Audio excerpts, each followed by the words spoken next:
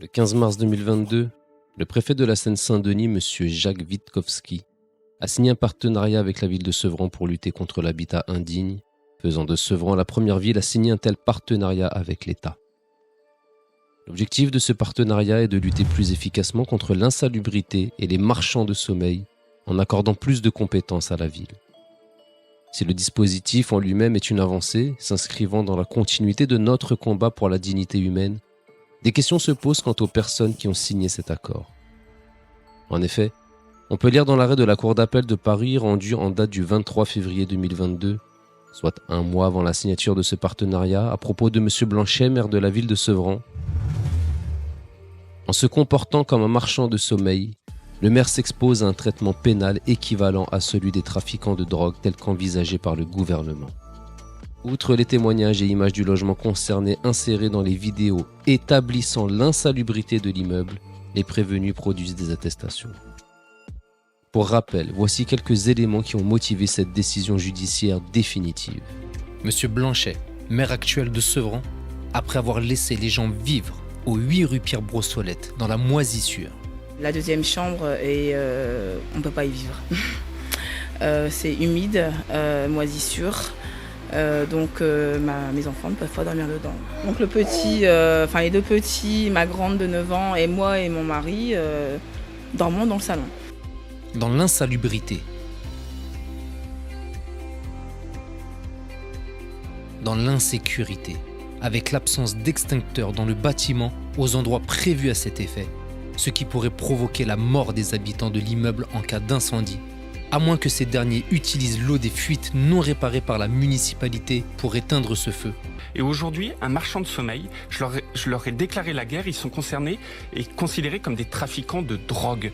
On applique, rendez-vous compte, les mêmes sanctions pour les trafiquants de drogue maintenant et les marchands de sommeil. Peut-on aujourd'hui considérer le maire de Sevran, M. Stéphane Blanchet, comme un trafiquant de drogue ? Vous savez, moi, il y a un truc qui m'a beaucoup marqué. J'en ai visité beaucoup de logements de marchands de sommeil. Il y a quelques mois, j'étais avec la garde des Sceaux, Nicole Belloubet, parce qu'il faut faire ça avec la justice. On était à Pierrefitte. On visitait pour accompagner des pauvres locataires sous l'emprise d'un marchand de sommeil. Le marchand de sommeil, il a vu qu'il y avait du bruit, il a débarqué. Et il nous a vus, il est venu papoter. Un sentiment d'impunité insupportable. Nous voyons ici M. Stéphane Blanchet, aux côtés de M. De Normandie, dans le cadre du Proxred le 4 septembre 2019 à Sevran. Peut-on dire qu'il y avait donc ce jour un marchand de sommeil bien camouflé aux côtés du ministre de la Ville et du Logement ? Comment le préfet peut-il faire confiance à Stéphane Blanchet pour être pilote sur un tel dispositif gouvernemental de lutte contre le logement indigne ? Voudrait-il doter un pyromane d'un casque de pompier, pour reprendre l'expression ? Vous nous direz qu'il n'était peut-être pas au courant de ce jugement car M. Blanchet aime l'opacité sur ce qui n'est pas à son avantage. Alors nous nous sommes rendus en préfecture une nouvelle fois pour lui faire part de la situation. Pour info, M. Witkowski avait déjà refusé de recevoir une délégation de bâtisseurs d'égalité composée d'élus, de représentants associatifs et victimes des agissements de M. Blanchet. Mais avec un tel jugement, les choses allaient peut-être changer. Eh bien non. Même après avoir été informé personnellement de l'existence de ce jugement accablant par l'un de ses conseillers, il a campé sur sa position de mépris, n'accordant aucune considération à l'alerte lancée par les bâtisseurs sur le danger auquel sont encore exposés des Sevranaises et Sevranais en termes de logement indigne par le maire Stéphane Blanchet, sachant qu'il avait de surcroît déjà menti à la justice pour expulser des personnes vulnérables. Monsieur le préfet, sachez que même le président de la République, M. Macron, a manifesté de la considération au combat des bâtisseurs en écoutant très attentivement leurs revendications. Nous avons un devoir de probité et d'exemplarité envers notre population. Que faire lorsque les personnes chargées d'une mission de service public et le premier magistrat de la ville se rendent coupables de faits extrêmement graves? Que proposez-vous pour régler cette situation? On va regarder les choses, là, on est en train justement de parler de la lutte contre l'habitat indigne. Vous pensez-vous aujourd'hui supérieur au président de la République? Vous sentez-vous plus puissant que lui? Êtes-vous digne de la fonction qui vous est confiée aujourd'hui par ce même président de la République et dont vous êtes censé être le seul et unique représentant dans le département? Que devons-nous penser de votre posture, au point même d'affirmer que si nous nous maintenions dans les lieux trop longtemps, vous feriez appel aux forces de l'ordre pour nous déloger? Est-ce ainsi que vous avez été formé au respect des valeurs de la République et au respect de vos concitoyens lorsque vous étiez dans les corps armés? Pour rappel, monsieur Witkowski, votre fonction de préfet est au service des élus de la République qui sont porteurs d'un mandat électif.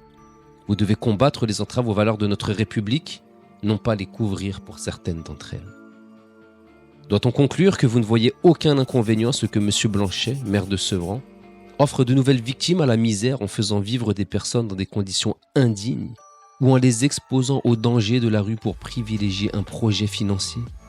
Devons-nous vous faire un comparatif entre votre prospectus de lutte contre le logement indigne et l'état de certains appartements communaux gérés par Stéphane Blanchet? Cela vous sera fait prochainement, afin que l'opinion publique sache ce que vous tolérez de la part d'un maire, mais que vous souhaitez combattre pour des personnes dites lambda. Monsieur le préfet, pour rappel de notre chère déclaration des droits de l'homme et du citoyen, l'ignorance, l'oubli ou le mépris des droits de l'homme sont les seules causes des malheurs publics et de la corruption des gouvernements. Nous espérons sincèrement que le temps corrigera votre mépris et que vous saurez revenir aux missions qui sont les vôtres, à savoir notamment l'ordre public, la protection des populations et la lutte contre l'exclusion. Et si nous faisons ces vidéos, c'est pour que nos concitoyens puissent savoir qui sont les personnes qui font entrave au combat que nous menons pour la dignité humaine. C'est également pour laisser des traces au cas où il nous arriverait quelque chose, car il nous a été dit à plusieurs reprises de faire attention à nous lorsque nous marchons dans la rue. Devons-nous conclure que nos vies seraient potentiellement en danger? D'où viendra ce danger? De certains acteurs de la République qui considèrent subjectivement que notre combat pour la liberté, l'égalité et la fraternité est une menace à leurs intérêts corporatistes? Nous aurait-on vendu du rêve concernant nos acteurs censés être républicains? Marchands de sommeil et vendeurs de rêves, cela s'accorderait-il au son de la trahison?